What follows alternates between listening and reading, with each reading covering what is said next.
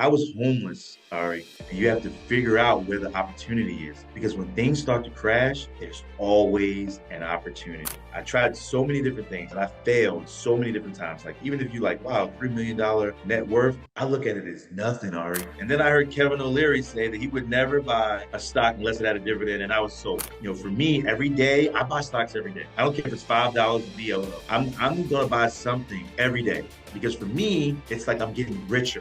We live in a society now where people want to look rich and not necessarily be rich. The amount of people who just they won't even get started. Like, I only can spare $50, then invest in $50. I only have $100, then invest $100. Most people, the wealth class that you're born into, fortunately, you kind of die into it. So if you're born, in a lower class, a lot of times, not all times, right, but a lot of times, pass into that class as well. And I didn't want to. I didn't want that.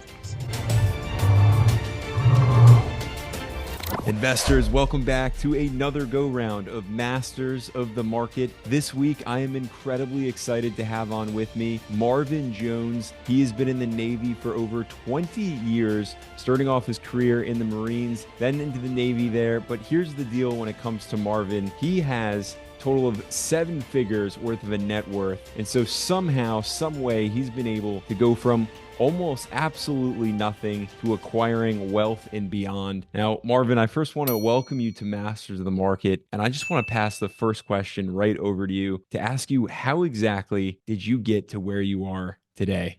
First, all right, thanks for having me. I really appreciate you again having me on the show. And so I came from humble beginnings. My parents, they were both 16 when they had me. I was the oldest, the eldest son, and so life for me was probably different than most of the people that or maybe grew up with. I did a lot of different things, a lot of odd jobs growing up as a child because I never wanted my mom to have to worry about me or me buying me school clothes, things of that sort. I grew up homeless for a bit in Baltimore and in Virginia, and there was a guy in my neighborhood when I was young, about maybe 10 years old, who used to sell fish door to door, and I asked my mom to talk to him for me and ask him could I sell fish for him, and he agreed. And so I used to sell fish door to door, like trout, spot.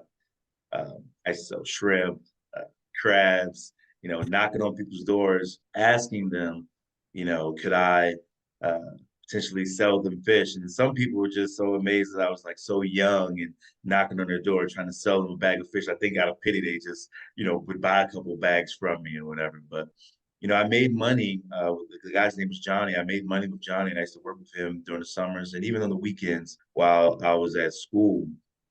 Later on in my life, when I turned about 14, I went to live with my dad. But as soon as I moved in with my dad, he had just gotten out of prison. And, soon after, he was going through a divorce with my stepmom or whatever. And I saw him going through his struggle, whereas though, he just came home from jail. He's struggling to make a living. And now he's going through a divorce. And so the same thing, I didn't want him to have to worry about me because he needed to take care of my sisters. And so, I used to, do odd jobs for people. And then my grandmother, she bought me a lawnmower. And she told me, as long as you cut my grass every week, you have this lawnmower. And so I took the lawnmower and I used to knock on doors and I used to ask people, could I cut their grass?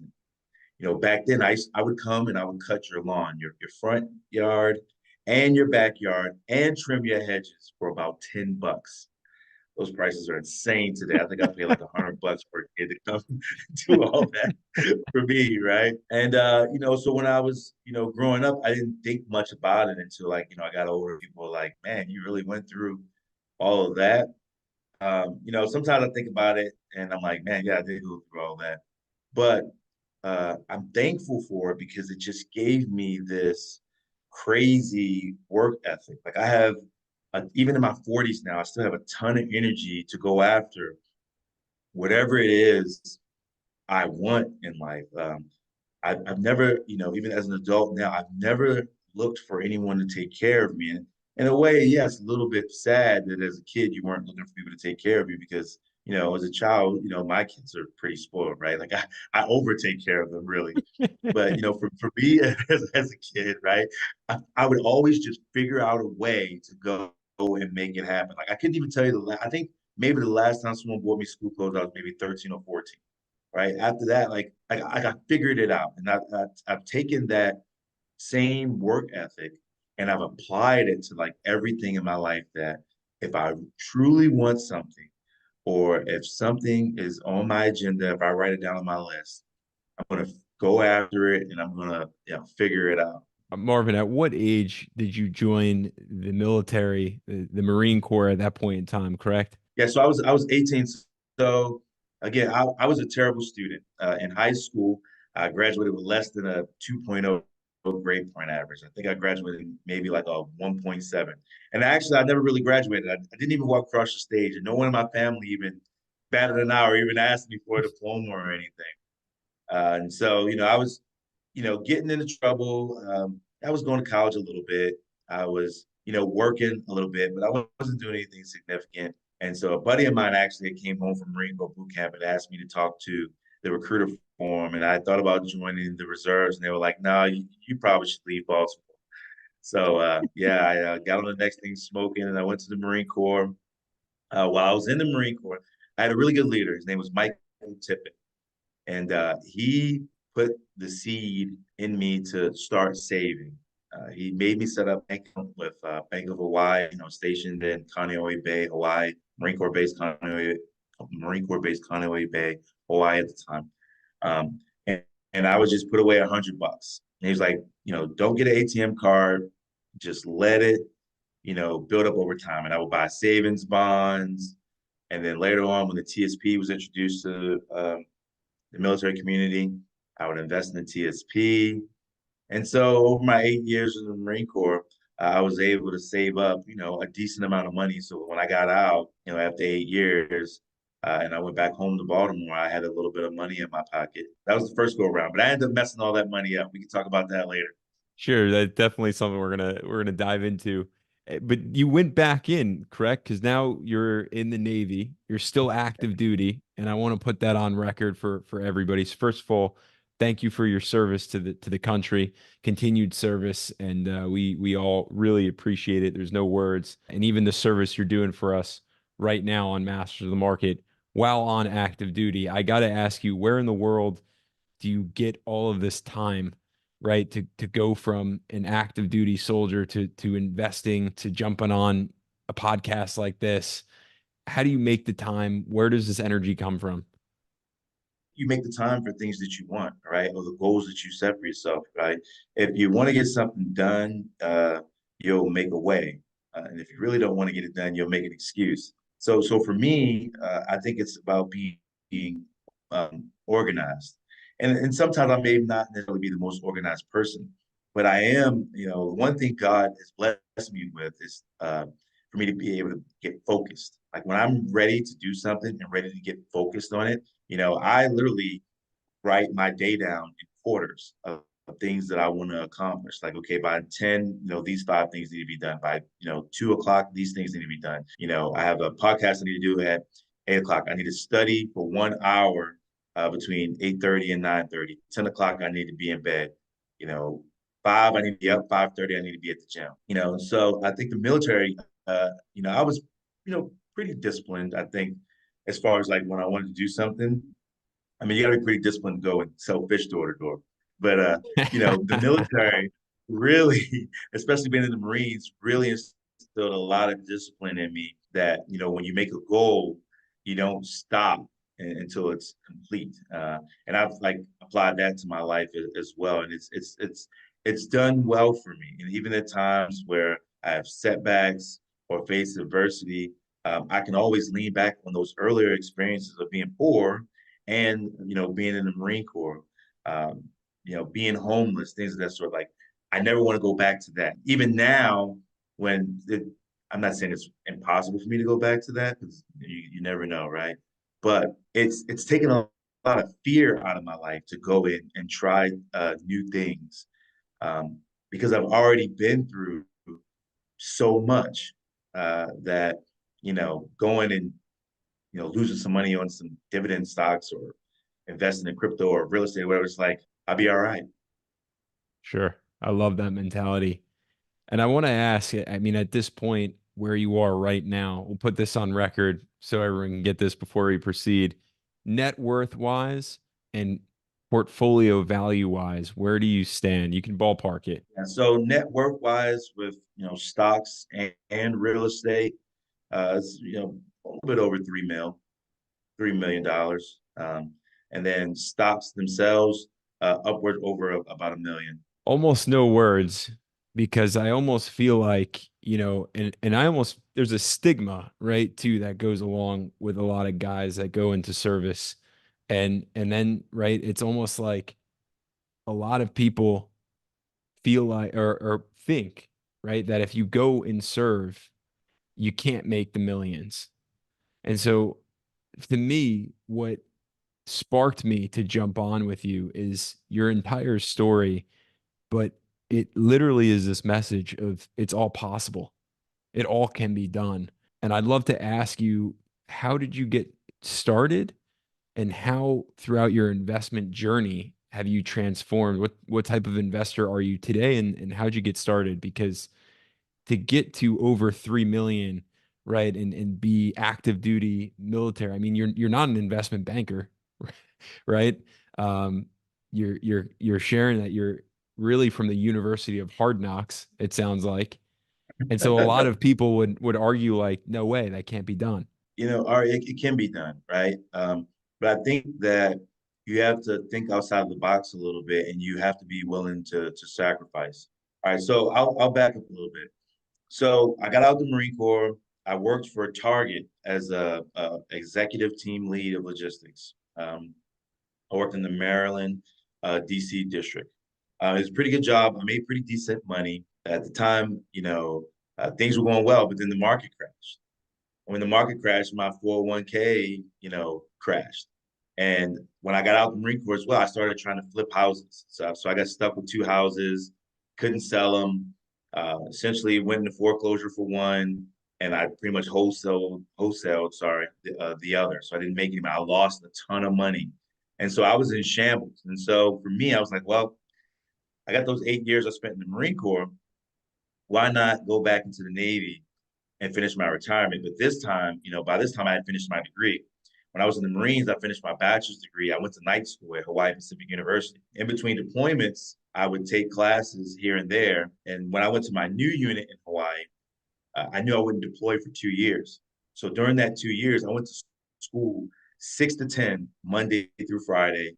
And then I took Saturday and Sunday classes. Sometimes I would go to school all day Saturday and Sunday if they offered the courses that I needed at the time. So I ended up still finishing. I finished my degree in about maybe 3 years, maybe not even just purely just going to school. And literally, I was taking so much of a load that at times I would have to go negotiate with the teachers. Like, listen, I'm taking a crazy load. What do I have to do to get a C so that I don't have to pay the government back this money for paying for this course?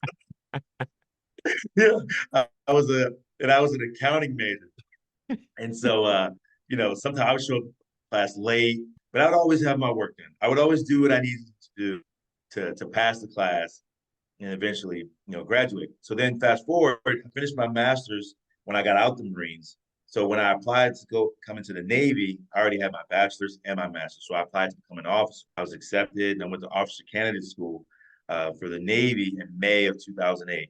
And I was commissioned in August of 2008 as a surface warfare officer in the Navy. And the rest is history from there. Now I'm a commander. I've been a commanding officer once. I'll most likely have the opportunity to command again here soon in the next couple of years. And life is great. So now to today, like, how did I amass the portfolio? So I'm the type of person that I kind of never stop. I'm like a shark. Like, I'm still swimming even when I'm sleeping, right? So throughout my career, I've always made extra money. I've taught adjunct college. So I taught for Central Texas College. I've taught for UMUC. I've done mentorship services, which I still kind of do now, but I only usually take on like two people at a time. But I just don't have the time for it. I really just want to help people. So I don't really charge much for that, right? Uh, I've had a lawn care business where my son and I would go and cut yards. Um, I've bought, real estate, buy and hold real estate where I buy just 2 bedroom, 2 baths, or 2 bedroom, 1 baths, uh, homes or condos. And as all this money is coming in, the money never sleeps.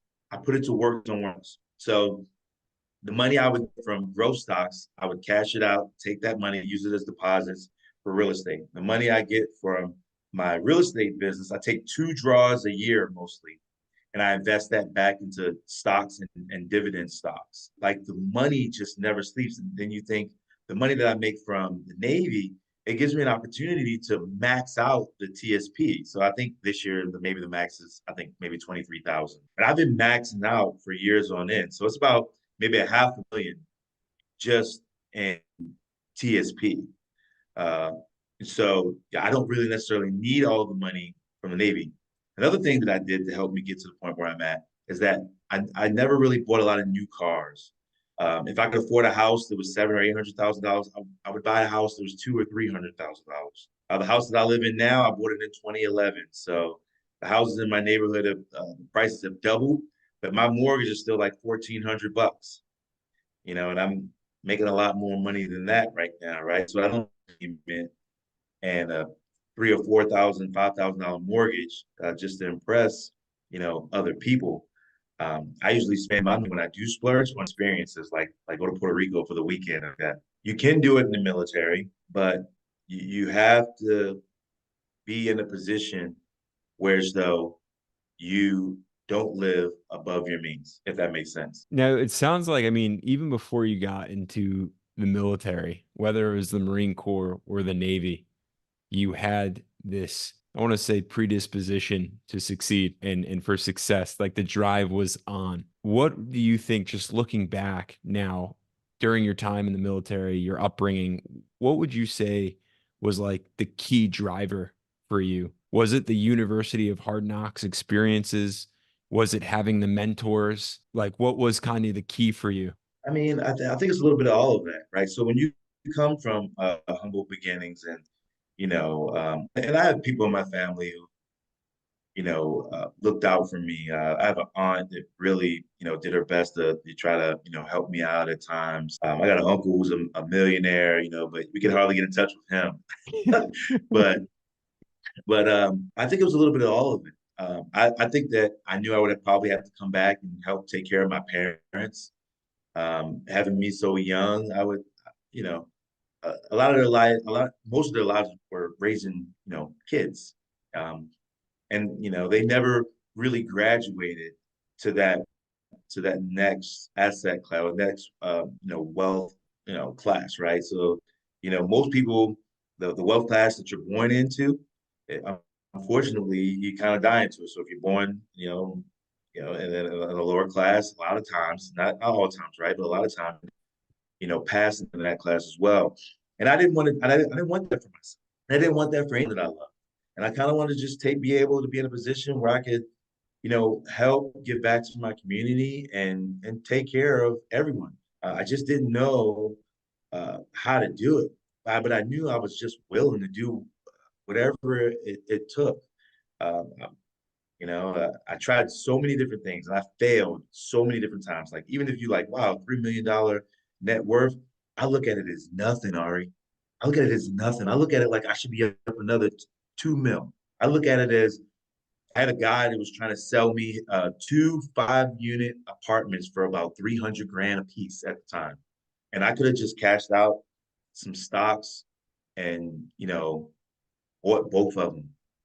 If I told you how much they were worth now and how much equity I would have in them now, that was a bad decision on my part, right? So, going back to like, what motivates me is just knowing that I'll never go back to the way that I grew up. I'll never, have to eat, ramen unless I want to, or we were on, government assistance. You get a can of pork and it's like a pig. It's like a pig on there. You get a can of peanut butter. It's like a little peanut man on there. I'll never have to do that again. Although, those were some good times. I had something to eat, so it's not like I was starving, right? But I just wanted more. I Sure. see it. I just wanted more. Where do you think, I'm going to say the younger generations or just even investors in general go south? Where do we go wrong? What's the most common mistake? I think it's a lot, right? I'll narrow it down to a couple. One, fear of just getting started. The amount of people who just they won't even get started. It's like, oh, I only can spare $50, then invest the $50. I only have $100, then invest $100. I'll give you one or two funds, or ETFs, or stocks. Just go hard on just that. I think that we live in a society now where people want to look rich and not necessarily be rich. So, like I have a Rolex on right now, right? I see people, and this is like a splurge for me, right? And this is like a lower level. I'll see someone who I know doesn't make the money to actually afford that, and will go and put it on a credit card and will be paying on it for 10 years. So, well, imagine not making that purchase and not making $100 or $200 payment for a Rolex watch that you're probably going to end up having to hop later anyway because you can't really afford it, and taking that money and investing it, or not wearing that Burberry outfit, or not buying that Burberry outfit, or that Louis Vuitton like designer tennis shoes, clothes. You have you're living in a high rise. You're barely out of college, and you're trying to buy a $600,000 home. Like, for me, that's asinine, right? But some people would rather look as if they have it instead of just if you look at all of my videos on TikTok, I'm usually wearing either a black V-neck or a black T-shirt. Most of the time Under Armour, or maybe Hanes. I could care less about clothes. I only buy things of quality, and I use the money that I have to make more money. And so the other thing I think that young investors uh, don't do is kind of back to what I said originally. They don't change their mindset. You have to really change your mindset and educate yourself. For me, I read Rich Dad Poor Dad. That opened me up to, the cash flow quadrant, the ESBI. So employee, self-employed, have a business, or be an investor. And I figured out that I kind of wanted to be on the right-hand side of that quadrant. Although I love the military, I love my job, I love what I do. It pays the bills. It helped me get to where I'm at. But I think that we all in this country should look to own a business as well. The tax advantages are better for the business owners. There's so many different benefits of having a business, especially a business that's profitable. So those are some of the things, at least that I've seen for some of the people that I've mentored. What about you? What do you think?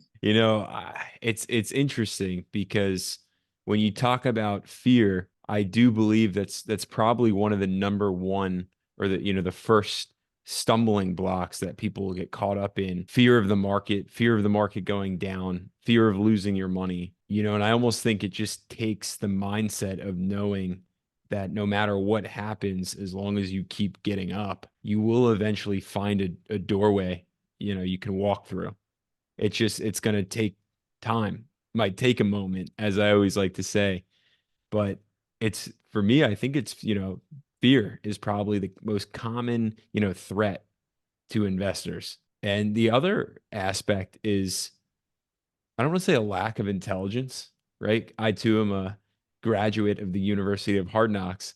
So there's a massive learning curve. But I'd love to ask you, when it comes to your process in picking stocks, what is that even like? How did it start off? Were you always a dividend investor, or did you go day trading first, or like how did you get started? How did your process evolve? And can you talk to us about your process these days? Absolutely. So, no, I was a terrible investor starting out. I didn't know anything. I would literally just watch Money Talks, and I watched Kramer, and then I would look up what Warren Buffett was investing in, and I would just throw money at it. And I would have like 200 stocks that I'm putting like $2 in a piece, you know, over time. Like, I had no clue what I was doing. Then I tried like day trading, fell on my face. right? Fell on my face day trading, but I just kept buying stocks over time and I would set it up automatically, right? So I would lose the money, day trading. I would lose the money. Try to trade options.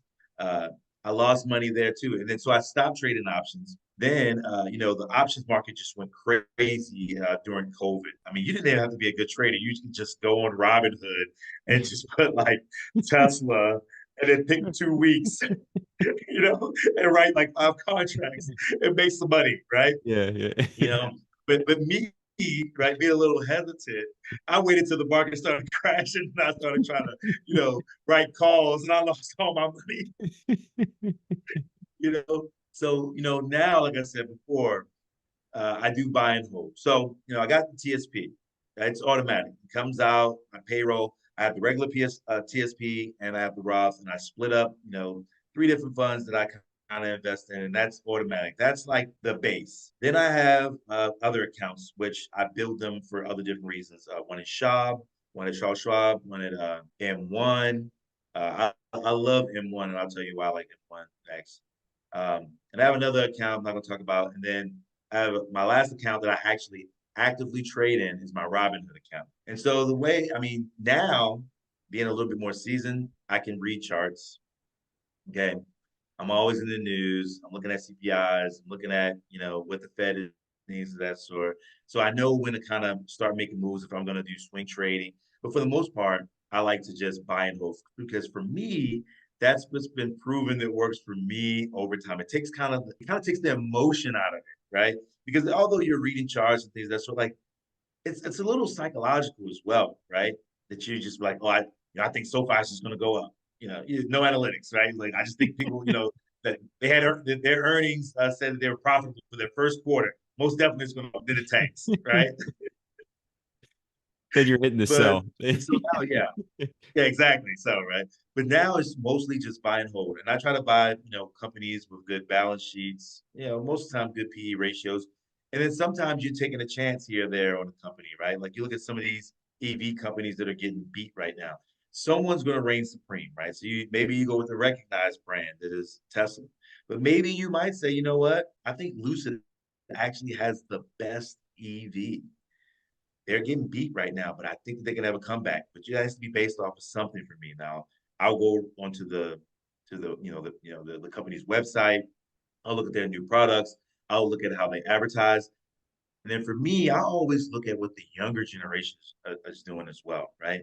So guys like me in their 40s, we're kind of like set in our ways, right? We deal with banks. But the younger generation are going to be dealing with companies like SoFi, like fintech is the future. This is just my opinion, of course. I think fintech is the future. I think the one-stop shop of banking is going to be the future moving ahead. Student loans. You're talking about banking, being able to buy stocks, being able to get personal loans, home loans, things of that sort. I think the newer generation likes that type of banking, and so I'll move on a company like that, and I'll look at the analytics, and I'll give it a go, and then sometimes I'll, dump some money in, but mostly I like to dollar cost average. For me, every day I buy stocks every day. I don't care if it's $5 VOO. I'm gonna buy something every day because for me, it's like I'm getting richer every day. Like today, AGNC paid out their dividend. I'm like, oh man, just got a little bit richer today, and that might only be a couple $100, you know. Sure. But I just got richer. And so for me, growing up, I didn't really like video games. I've always liked strategy games. So I would like to play like chess, checkers, maybe Uno, things. I've always liked strategy. And so I take that same mentality to invest. Like part of my strategy is to continue to buy. Doesn't matter, market's high, market's low. Same thing with real estate. It's all about 2 to 3 steps down the road for me, if that makes sense. No, I love that strategy. Continue to buy. I mean, I think that's another aspect. I think people will buy something and then just stop and kind of wait and watch, like what's going to happen. And it's like you got to keep feeding, if you will, the furnace, right? Keep putting the money in there for compounding to really take effect. You mentioned VOO. I'm curious to know what are the 3 funds that you invest into? Oh man, so of course I love EOO. VTI, of course, SCHD. I can go on TUGN. I like, I think VOO. So most people, when they ask me what should they invest in, I'm like, well, how much are you looking to invest? And if they say 50 bucks, 100 bucks, 200 bucks, like a nominal amount, I always point them towards either VOO and VTI, and I kind of tell them, what it is. VO pretty much tracking the S&P, VTI total stock market index, which they kind of almost like the same thing. But I try to push them to that area, and I let that be their base, and then I'll give them a couple of other stocks or suggestions for them to do their own research on to potentially add, to their portfolio. I actually wrote down, I think SCHD, and I think you had a video about SCHD, if I I did. remember correctly. Yeah, it's a really good video.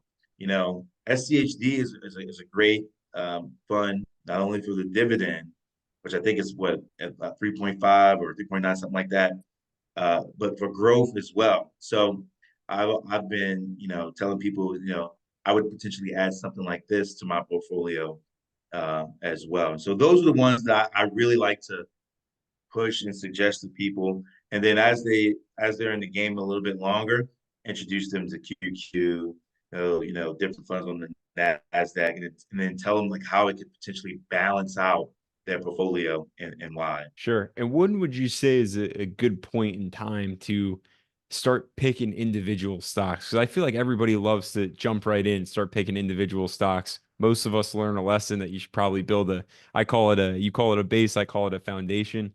But that base or foundation, it's like, that was probably the first step. And now I can add some individual stocks. When do you know it's time to start adding those individual stocks? And I'd also love to know how many individual stocks you now have in your portfolio, considering first it sounds like you loaded up on them, but now it sounds like you got the strategy down pat. So where are you today with individual stocks? All right, so first, I think people should add individual stocks in accordance with their tolerance, right? But understand what they're getting into. In this social media age, like when I started to where we're at now, this social media age, like on TikTok, I drop Money Mondays and I'll say, hey, look, this is a fund that I like and I'm adding to my portfolio. But there's a gazillion people out here, doing the same thing, right? And they'll have guys that have been options trading for like 10 years come and say, I made $10,000 today. So you guys should just load up on Tesla and write some contracts. And they'll put a rocket emoji beside it. And now they got all these people boosting up the stock like AMC, or they're on Reddit saying, hey, everybody invest in this. You know, I think everything is based off of your tolerance. Me now, like I said, I have multiple accounts for different things. All right, so let's see. In my active Robinhood account, which I actively trade in, that's maybe 200, 250 grand, something like that. That one I think I have maybe 15, Okay. and then I'll go with growth. I'll go growth first, and then then I'll take profits, and then I'll dump it into dividends. Because again, at first I wasn't a dividend investor. This is later on. This is maybe 2, 3 years ago. I started going into dividends when I actually saw okay, I broke $1,000 a month, right? I need to go a little bit harder. Like this actually does work, right? So most of my money is in growth stocks, and I changed my investment strategy to answer your question. Like at first, I was just growth. I just wanted to build a big nest egg, and I wanted to just keep buying real estate and stocks, real estate stocks, real estate and stocks. But then I thought about it, and I was like, you know what? I might not necessarily want to work forever. I don't even know if I'm going to work when I get out of the military. Maybe I'll start a new business. I don't know what I want to do, but I would like to have money that comes in that I don't have to do anything for. That's 100% passive. Real estate is really not passive. I still have to manage my property managers. Sometimes I even work on the houses that I have, just depending if I have the time, right? But I still have to do something to manage it. But dividend investing is 100% passive. I put the money in and I get something back. And me personally, I like the monthly dividend payers like Realty Income, AGNC. I like what's like UYLD, cover ETF, things of that sort. Because I want to generate more income now. I want to get a dividend portfolio up where it's generating if you get up to about 1 million and you're at somewhere around a 6% yield, you get about 60,000 a year. If I can get half of that, I'm actually pretty cool because I get a pension from the military and I got real estate and some other things coming in. So I'd like enough to just cover my mortgage and maybe buy me a Porsche or something. What would you say to people who, and I get this one a lot, right? Why not just go all growth, stay all growth? Because, let's be honest, dividends and dividend investing is just a strategy. It's going to take you a heck of a long time to accomplish wealth. Yeah, that's a great question. So for me, uh, a lot of people who I see invest in growth, a lot of my friends, right? It's kind of like for your ego. It's like I have $1 million in Apple stock. It's it's really for your ego because eventually you're gonna have to pinch off that, right? You're gonna have to sell it at some point to kind of live off of it, unless you borrow off of it. Like if you have M1 or some other brokerages, you can actually borrow off of your portfolio and then use that money and go into other investments. That's one of the reasons I said why I like M1. If I have $200,000, $300,000 in M1, I can borrow up that money and put a down payment down on the house, fix it up, refi it, get a cash out refi, pay myself back. Right now, I have a property that already borrow money most likely for the loan, but like for down payment or to be able to fix it up. I'm my own bank at this point, and so me personally, I, I'm not looking. I mean, of course, I would like a little bit of growth, right? But for me, I want to generate income. So there's investors out there that just want the growth. They just want this big nest egg of Apple stock. And for me, I know that the markets go like this, and I don't know when necessarily I'm going to retire or when I may want to, pinch off of my nest egg. But if I'm invested in dividend kings and dividend aristocrats, sorry, I'm most likely still going to be able to get the dividend, even if they kind of lower it a little bit. And then I heard Kevin O'Leary say that he would never buy a stock unless it had a dividend, and I was sold. I was like, if Mr. Wonderful says it's great, then I'm gonna go with Mr. Wonderful. He's like one of my favorite sharks. My Shark Tank. That's a deal. That's a deal. I'd love to know. So you love the monthly dividend stocks. Does it matter though in the long run, in your perspective, whether they're monthly payers, quarterly payers, or just matter that they pay the dividend? Because there's this whole argument that's out there, right? No, no, no. Quarterly is better than monthly. No, monthly is much better than quarterly. You got to go monthly. Yeah, I like the mixed bag personally. I like the mixed bag. I like some of the monthly stuff because I think that you know eventually I'm going to want some of that income, right? And then the monthly ones will provide me the monthly income, and then I'll get a bonus on the quarterly ones. Every quarter, at the end of every quarter, I'll get a bonus there. So for me, I like the mixed bag. Definitely understand why some investors like only monthly. Those guys that definitely need the income, like here and now, or they're later in their lives, really need the money. If I was younger, I probably would go with quarterly, but I'm a little bit older. I'm in my 40s now. I know I'm closer to maybe not working soon, like probably when I retire from the military. So for me, I want to generate the monthly income. But there's an argument to be made about both. I know I'm kind of like on the fence about your question, but it just depends on what type of investor you are and what your lifestyle is and what you need the money for and when you'll need the money. Sure, timeline is huge. And speaking of timeline, I'm then curious to know as the stock market, right, as time goes on, right, and we're all somewhere in the mix, older investors, younger investors, the market volatility is just a whirlwind of fun, we'll say that. And fear tends to creep in for a lot of us. Of course, those who are, 40s, 50s, 60s in retirement already, much scarier. But even those who are younger and watching this volatility and saying the market will never recover, this is a question I usually ask everybody who jumps on, and I'm quite interested to know your answer based on your background in the military. How do you develop, confidence in what you're doing? How do you train, yourself to remain calm in the face of fear? And in our case here, it's volatility in the market, right? Ton of fear from that. But can you train that? Where do you start? People ask me this question all the time, believe it or not. So for me, I went through '08. I went through losing half my 401k. I went through essentially going, doing a deed in lieu of a foreclosure, having to wholesale a house. I just put a bunch of money into it and losing out on it. I went through the pandemic when the government told people they didn't have to pay me their rents. Um, and I still made my mortgage. I didn't go into forbearance. I still paid the mortgage. And I never even recouped that money. I never tried to because I understood, you know. And so for me, I lost money during the pandemic on real estate, but I made crazy money in the stock market.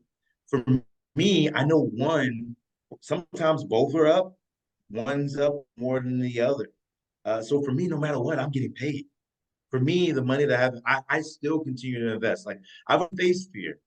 For me, uh, fear is fear is not a factor. It's that little evil that disintegrates you from the inside out. You have to learn how to face it and control it. In my job, I'm in all types of sticky situations at times.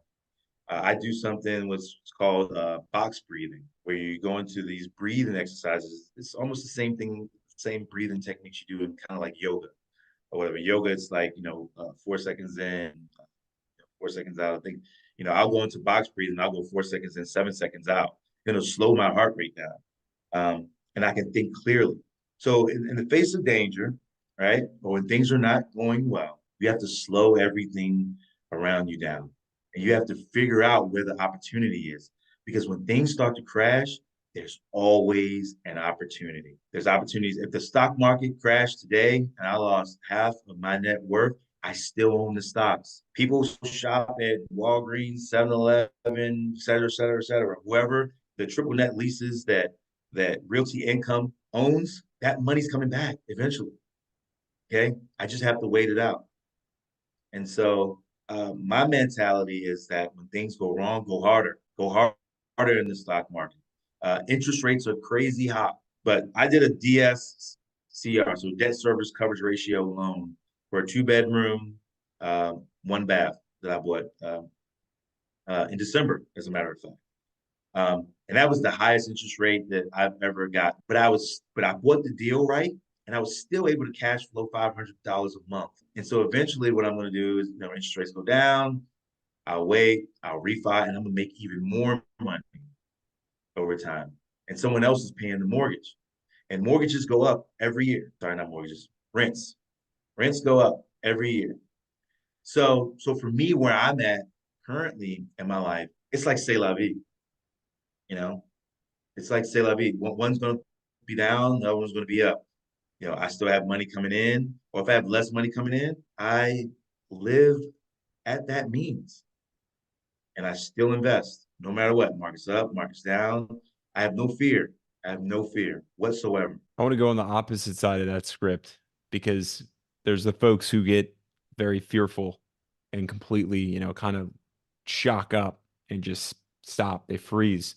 And on the other end, there's the folks who load up, right? The 200 positions, the 300 positions, let's buy everything. And I want to ask you, how many positions are actually manageable in a portfolio? And how do you go about managing, right, when all is against you or in the face of volatility? How do you continue to manage? What do you look for? Yeah, I think you really go with stuff that you like. Now, every once in a while, you got to, drop a couple of duds, um, and reposition your portfolio. And like I told you, I break my portfolio down to about 4 accounts. I don't really have to manage the TSP, right? It's essentially set it and forget it. M1 is kind of the same. The same amount of money goes in every month. And I break it down to that's mostly, I use M1 for mostly my NASDAQ stuff. Schwab is like IRA stuff, long-term stuff. So that's where you're going to have like your McDonald's, your Walmarts, some aristocrats, and then a little bit of growth stuff, a fund or two, here or there.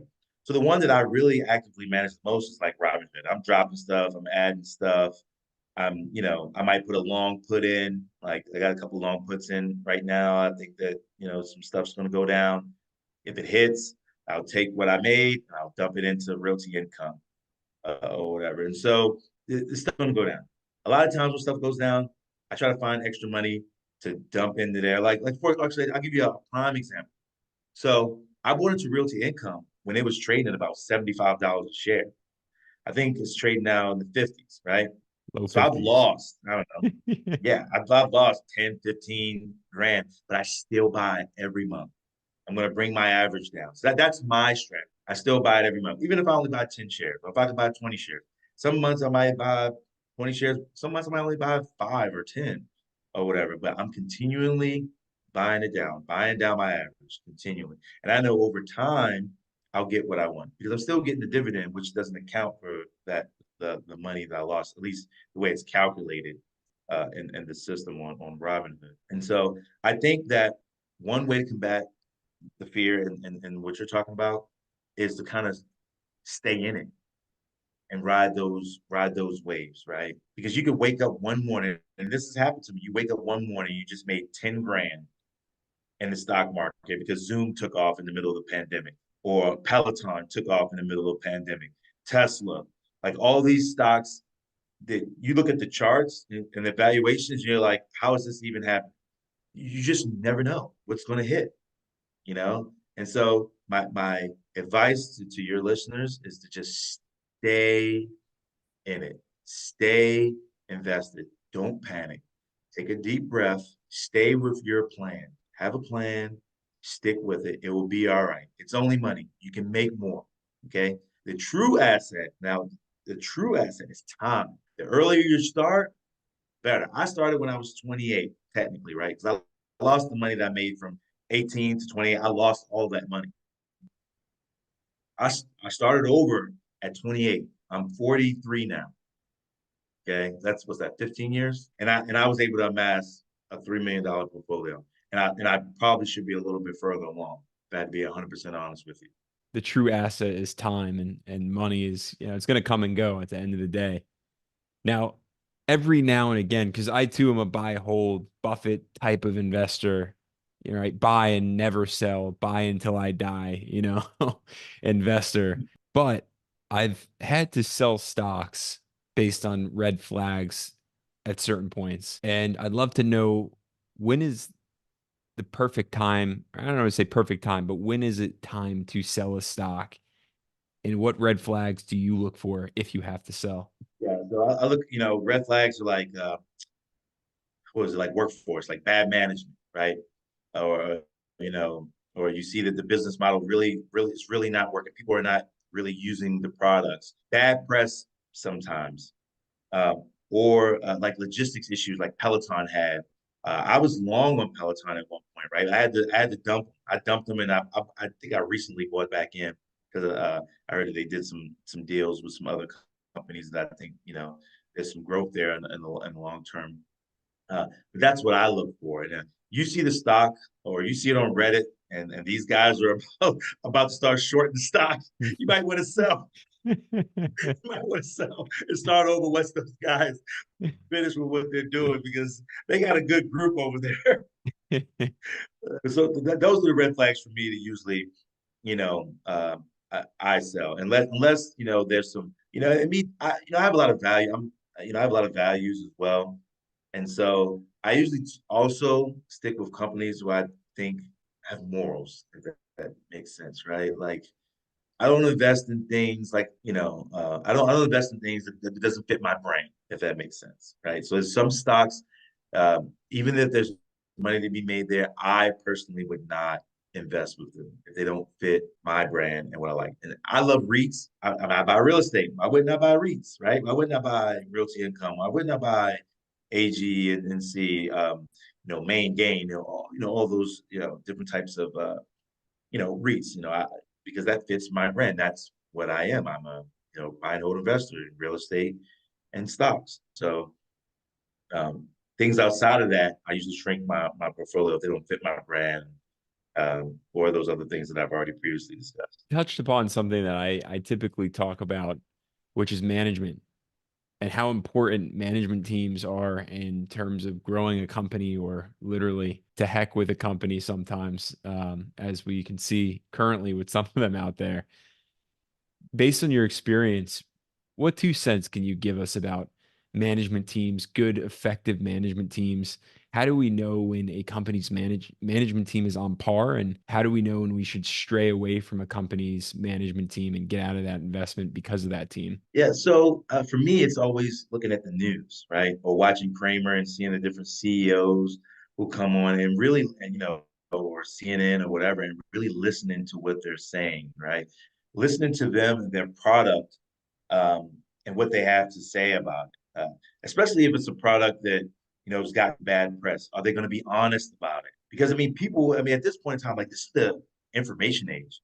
You can you can find a lot of information if you know where to look on the internet, about different companies, managers. What companies have they been at before? Did those companies go belly up? I mean, look at these companies who they'll have great press. Hey, we just decided to pay all of our drivers $100,000 a year, and then a couple weeks later, it's like we just laid off 7,000 people. you know, like, but see, most investors, right? They're gonna run to it, be like, okay, they don't have to pay their workforce, their human capital, so their profits and revenues are most likely gonna go up. Whereas though for me, I'm gonna go through it with a fine tooth comb and say, okay, is this a company that I want to be in business with? Do I want to be an owner of this company? Because essentially, once you buy that share, you are an owner in that company. You are a shareholder. Okay, you're on the right side of that cash flow quadrant. And so for me, I really pay attention to the press, the news, what the CEO says. And right now, I haven't really been adding a lot of things to my portfolio. So the companies that I have are just the ones that I have, and I'm just pressing them as much as I can. Some more than others, right? Especially because my active account, I've been working that a little bit more. No, that's pretty much how I do it. I have an interesting question for you, and we'll go back in time for this one and just reflect back, right, to your younger years, what you were doing throughout the day. And if I were to say to you right now, Marvin, we can put an hour into each day, you know, each and every day from your younger years, an hour into each of those days. So instead of 24 hours, you get 25 hours. What would you do during that one extra hour to ensure that you'd be further along than you are today? I started spending it with my family. If I took a look back at my younger self and was able to give myself some advice, I would have figured out how to start a business on the internet. I would have took that extra hour to truly understand the internet, how to code, how to build websites, things of that sort, how to generate extra money younger to be able to invest over a longer period of time. So imagine if I took 1 hour and I built your website for you, and I was able to do that, and I was charging, 1,000, 2,000 bucks, whatever it costs, and I was able to pump 10 of those out a week with that extra hour when the internet was in its infancy. Uh, that's the way I look at things now. When it comes to time and if you knew then what you know now, like who knew the internet was going to take off the way that it has? Like I would have figured out a way to monetize YouTube when it first started. Because there was only a couple of people. When I say a couple, it was thousands, right? But it wasn't what it is now, where everyone's fighting for attention. So that's what I would have done. I would have figured out a way to monetize the internet more and took that money and invested, probably in tech stocks. See, it's interesting. So I don't know if you know the author Grant Sabatier. He was actually he published a book really on the FIRE movement, financial independence, retire early. Wrote a phenomenal book. Graduated from the University of Chicago actually a year before my brother had graduated from there. And I read his book and I was blown away by it. And at this point in time, he wasn't the big shot that he is now. But he actually did exactly what you said that you do at that hour. And he started with websites, just building websites for lawyers. And then from there, it just got into investing. But it's also interesting. So you said you'd go all tech. Why not go all tech now? I'm in a decent spot now, and I do invest in tech, but I just don't think that it fits again what I'm trying to do. I'm still trying to just generate more income. Like, listen, compound interest is working right now while you and I are talking. I'm gonna get there. Hopefully, I don't get to spend all of this and I leave, this money to my kids. I'm gonna sell off some of my real. I was actually coming up like right now the plan of when to start selling off some of my real estate portfolio. And I'm gonna take that money and I'm gonna put it into dividend stocks. And now with the information that I have, I can go all tech. I'll just find I can go TUGN. I can go with a tech covered call um, ETF that pays a dividend and help generate money. I could put 300 in there and be all right. So I might go all tech in a fund that pays a dividend in the future. Yeah, because I'm going to sell off probably half of my real estate portfolio at some point. I'm just going to keep half of it. Yeah.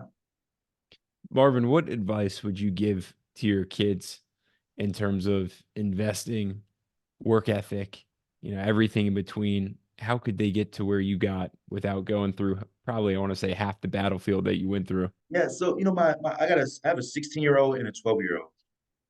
So my 16-year-old, like I told you, when I had the lawn service business, a lawn care service business, he would go out with me and we'd cut yards all day Saturday and Sunday, and I'd pay him. And he'd take the money that I paid him and he would put most of it into stocks. So he's 16. I think he has about maybe 10 grand in stocks right now. 16, right? My 12-year-old's a little lazy, but he's coming along, right?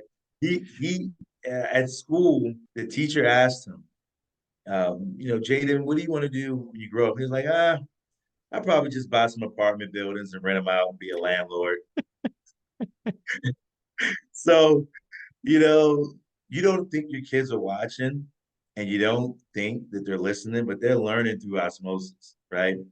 Like my youngest son, my 12-year-old, he'll say, Dad, we're rich. I'm like, no, I'm rich. You got to figure it out. I look my 16-year-old dead in his face and I tell him, I'm not paying for you to go to college. That's not a good investment for me. You might want to get a scholarship. But I have money set aside for them. But I want them to learn from me. And I don't want to preach to them all the time, but they're learning by watching me and seeing what I do. Family is very important to me. We went to Puerto Rico this last weekend. That was very important for me to meet them there and have a good time there. And I think that some of the best advice that I can give them is the way that they see me live my life, right? Just trying to do the best that I can to be a stand-up man, serving my country, investing in my community. You think about it. I was homeless, Ari. One of the reasons why I got into real estate is because I wanted to provide affordable housing to people. I looked to help people. Some of my margins are really good. Some of my margins are not so good. I have people who live in some of my apartments that I could be getting another $400 a month. But I see the individual that works there and I keep the rent low because I know that that's what that individual can afford. And people ask me, why don't I just raise the rents sometimes because my rents are below market? And I always tell them, things come to me in abundance, you know? And if I continue to do right by people, if I continue to do right my community, for my country, you know, uh, I'm not missing any meals. Sometimes more money is not necessarily answer. Like you can literally, I mean, everybody wants more money, right? But for me, it has to fit my brand, it has to fit my morals. I have to feel good about doing it. So I want the same thing for my kids, right? If I leave this earth today, my tenants to live there, the rents that I have them at, I wouldn't want them to raise those rents. Okay. Just do right by the people and everything will work itself out, right? And so yeah, for me, that's what it's about. Just them seeing me, what I'm doing, and then I do talk to them about assets, investing, going to college, building business. My oldest son, he wants to be an engineer. I think he wants to do systems test or engineering. Um, and so I tell him, I was like, go after your passion, do what you want to do. But at the same time, think about a business that you potentially want to start and, like what your investment strategy is going to be. moving forward in your life when you don't have me telling you what stocks you should probably invest in. So, Yeah, if we look into the future a little bit here, because now we've made our way into 2024 and we actually expected interest rate cuts. It looks like they'll probably be pushed out a little further into the distant future. But macro wise, even you said you use macros quite a bit with your strategy. Can you talk to us about the importance of macros if they matter at all for investors, especially dividend investors? all right. So I actually wrote down some things that I was optimistic about and pessimistic about. So I wrote down that I was pessimistic about inflation and political and monetary issues that we kind of have in this country. I'm pessimistic about we'll probably have another mild recession. Just credit card use is through the roof. Americans are in more debt than they've ever been in. People are dipping into their 401ks, et cetera. I'm pessimistic about consumer spending higher than the rate of their income or their income growth, layoffs from big businesses. I'm kind of pessimistic about that. The things I'm optimistic about is that, according to the numbers, our economy is still strong. So I don't know how this math works, but the economy's still strong. I'm optimistic about rates going down. I think rates will probably start going down sometime in the summer. People will start buying homes. They're going to figure out a way. And what we usually do, and what the banks usually do, is they come up with new products, right? They come up with new funding products. 50, you can get a 50-year loan, a 60-year loan. You can do a jumbo. You can. There's so many different products that you can use. Like for my business, my LLC, I use debt service coverage ratio. Like I'm going to pay a little bit more, but it's 100% under my LLC. People will figure out ways to get home. I am optimistic about tech companies, believe it or not, and the Magnificent Seven. Usually, whichever way they go, the market goes. I'm optimistic about me continually being vested. I'm optimistic about REITs and real estate and commercial real estate potentially coming back around um, the more we grow as a country. And those are the things that I wrote down. So I do look at the macros. I look at what's going on in the world. Look at the potential conflicts with other countries. I look at CPIs. I look at all of that stuff. Some of that stuff is fear. You actually have to go into the actual websites of like Federal Reserve, IRS, like whatever your research. Actually go into those websites and look at the actual reports and see what's actually in them. This stuff is public knowledge that no one actually looks at. They just listen to someone on CNN that's pumping some type of. Or I'm just using that as an example. I'm not bashing CNN. They just watch, the news and take whatever someone says as the gospel. That's not how life really works, right? Go look at the data. One of my best friends, he's an engineer. He says, always go with the data. Always go with the data. So I go and I look at the data, and that helps fuel my positions. But another thing for me, in a macro sense, the way I invest based off of Maslow's hierarchy of needs. So if you Mm. look at the base of the hierarchy of needs, it's like food, shelter, those are the things that I invest in mostly, right?